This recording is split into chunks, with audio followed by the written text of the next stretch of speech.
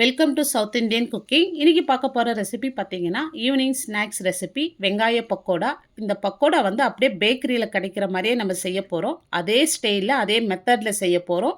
ரொம்பவே சூப்பராக இருக்குங்க. டேஸ்ட் வைஸில் ரொம்பவே அட்டகாசமாக இருக்கும். இப்போ இதை செய்யறதுக்கு வந்து 1/2 கிலோ வெங்காயம் எடுத்திருக்கேன். இதை வந்து நீல வாக்கில் நல்லா மெலிசாக கட் பண்ணி எடுத்துங்க. பக்கோடா வந்து அப்போ தான் நல்லா கிறிஸ்பியாக இருக்கும்.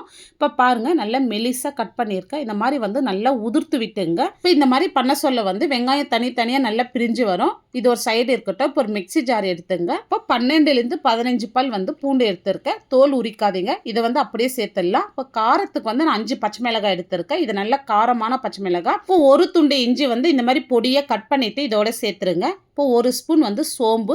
இப்போ சோம்பு சேர்த்துட்டு வந்து நைஸாக அரைச்சிடாதீங்க. நைஸாக அரைச்சா பேஸ்ட் மாதிரி ஆகிடும். இந்த மாதிரி கொரப்பாக அரைச்சி எடுத்துங்க. இந்த மாதிரி கொரப்பாக சேர்த்தா தான் ரொம்பவே பக்கோடா சூப்பராக இருக்கும். இப்போ இதை வந்து வெங்காயத்தோடு சேர்த்துருங்க. இதோடு வந்து பக்கோடாக்கு தேவையான அளவு உப்பு சேர்த்துடலாம். இப்போ இதை சேர்த்துட்டு வந்து இந்த மாதிரி நல்லா கலந்து விட்டுங்க. இந்த மசாலா எல்லாமே வெங்காயத்தோடு சேரணும். இந்த மாதிரி உப்பு சேர்ந்து கலந்து விட சொல்ல வெங்காயத்துலேருந்து நல்லா தண்ணி விட்டு வரும். இப்போ இதோட பொடியாக நறுக்குன்னு கருவேப்பிலையே சேர்த்துட்டு நல்லா இந்த மாதிரி கலந்து விட்டுங்க. இப்போ பாருங்கள், கலந்து விட்ட பிறகு இப்போ நான் வந்து கடலை மாவு எடுத்திருக்கேன். இப்போ நான் 1 கப் அளவு கடலை மாவு எடுத்திருக்கேன். 1 கப்புக்கு 1/4 கப் அளவு கார்ன்ஃப்ளவர். இப்போ இதுதான் வந்து கரெக்டான அளவு. நீங்கள் இன்னும் கொஞ்சம் கடலை மாவு சேர்க்கணுன்னா இன்னொரு 100 கிராம் அளவு மட்டும் எக்ஸ்ட்ரா சேர்த்துங்க. அதுக்கு மேலே வந்து நீங்கள் சேர்க்காதீங்க. அதுக்கு மேலே சேர்த்திங்கன்னா நிறைய மாவு இருக்கிற மாதிரி தான் இருக்கும். இப்போ ஃபஸ்ட்டு வந்து கார்ன்ஃப்ளவரை சேர்த்துட்டு வந்து நல்லா வந்து கலந்து விட்டுங்க. இந்த மாதிரி இப்போ நீங்கள் இதுக்கு பதில் 1/4 கப் அரிசி மாவும் சேர்த்துக்கலாம். இப்போ இந்த மாதிரி நல்லா கார்ன்ஃப்ளவர் சேர்த்து கலந்து விட்ட பிறகு இப்போ நம்ம கடலை மாவு சேர்த்துடலாம். இப்போ கடலை மாவு சேர்த்துட்டு வந்து நிறைய அழுத்தம் குத்து பிசையாதீங்க. இந்த மாதிரி லைட்டாக வந்து இந்த மாதிரி வந்து பிசைந்து விட்டுங்க. லைட்டாக பிசையுங்க. அழுத்தம் குத்து பிசைந்துட்டிங்கன்னா வந்து நம்மளுக்கு போண்டா மாதிரி வந்துடும். இந்த மாதிரி லைட்டாக பிசைந்து விடுங்க. தண்ணி எதுவுமே சேர்க்காதீங்க. ஆல்ரெடி வெங்காயத்துலேயே தண்ணி விட்டு வந்திருக்கும். இங்கே பாருங்கள், கரெக்டான பக்குவத்தில் இருக்குது. நான் தண்ணி எதுவுமே சேர்க்கல. பக்கோடா போடுறதுக்கு இதுதான் கரெக்டான பக்குவம். கரெக்டாக மாவு பிசைந்திருக்கும். இப்போ சூடான ஆயிலில் வந்து இப்போ நம்ம பக்கோடா போட ஆரம்பிச்சிடலாம். இப்போ இந்த மாதிரி மாவு எடுத்து கையில் இந்த மாதிரி அழுத்தம் கொடுத்து போடுங்க. பாருங்கள், நான் வீடியோவில் எப்படி பண்ணுறேனோ அதே மாதிரி பண்ணி விட்டுங்க. நீங்கள் எடுத்து அப்படியே போடாத, இந்த மாதிரி அழுத்தம் கொடுத்து போடுங்க. அப்போ தான் நம்மளுக்கு சீக்கிரமாகவும் வேகும். பக்கோடா சாப்பிட்றதுக்கும் ரொம்பவே சூப்பராக இருக்கும்.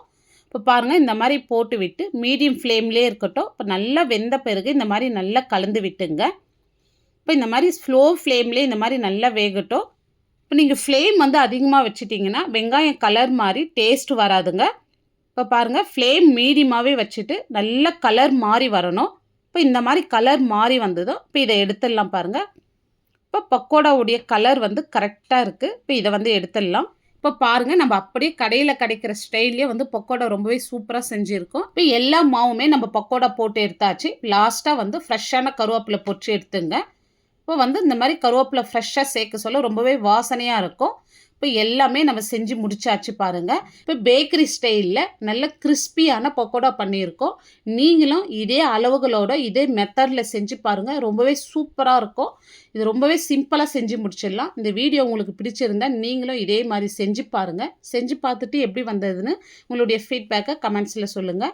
இந்த வீடியோ பிடிச்சிருந்தால் லைக் பண்ணுங்கள், ஷேர் பண்ணுங்கள். நம்ம சேனலை சப்ஸ்கிரைப் பண்ணாத பார்த்துட்டு இருந்தீங்கன்னா சப்ஸ்கிரைப் பண்ணிவிட்டு பெல் பட்டனை கிளிக் பண்ணிவிடுங்க. அப்போ தான் நான் போடுற வீடியோ உங்களுக்கு நோட்டிஃபிகேஷனாக வரும்.